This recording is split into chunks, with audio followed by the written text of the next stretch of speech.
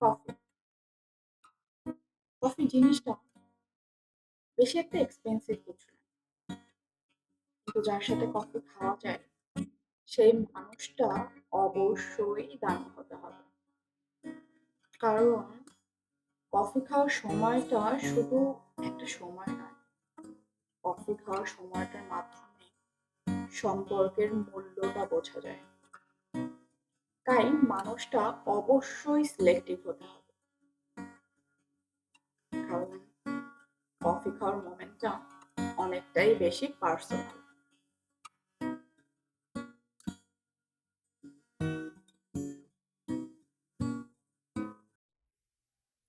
যাদেরকে গন্তব্য মনে করে সামনের দিকে এগিয়ে গেছি, কাছে গিয়ে দেখি আমি ভুল সময়ে ভুল মানুষদের উপর বিশ্বাস করে আমার জীবনের সব থেকে মূল্যবান সময়গুলো খুব যত্ন সহকারে অপচয় করে ফেলেছি। জীবন সবসময় একরকম থাকে না। মানুষের মনের পরিবর্তন তার জীবনটাকে পাল্টে দেয়। মেয়েরা কাঁদে না, মেয়েরা ফাইট করে। মেয়েরা ভেঙে পড়লেও আবারও উঠে দাঁড়ায়।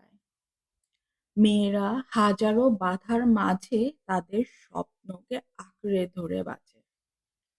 এই সমাজে টিকে থাকা তাদের কাছে এক একটা যুদ্ধর মতো। আর মেয়েরা সেই যুদ্ধের যোদ্ধা। যেকোনো সম্পর্কের প্রতি ভালোবাসা থাকাটা খুবই জরুরি। কিন্তু তার থেকেও বেশি জরুরি হলো আত্মসম্মান। এমন কোনো মানুষের জন্য নিজের আত্মসম্মানটা নষ্ট করা ঠিক না, যে তোমার অনুভূতির মূল্য দিতে জানে না। মেয়েরা কাঁদে না, মেয়েরা ফাইট করে। মেয়েরা ভেঙে পড়লেও আবারও উঠে দাঁড়ায়। মেয়েরা হাজারো বাধার মাঝে তাদের স্বপ্নকে আঁকড়ে ধরে বাঁচে। এই সমাজে টিকে থাকা তাদের কাছে এক একটা যুদ্ধর মতো। আর মেয়েরা সেই যুদ্ধের যোদ্ধা।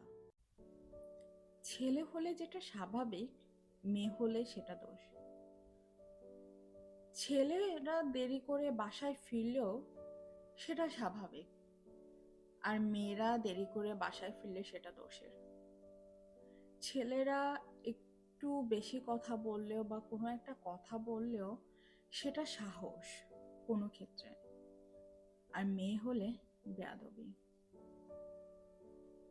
এই দোমুখী চিন্তা ভাবনাগুলোই মেয়েদের সবচেয়ে বড় শত্রু।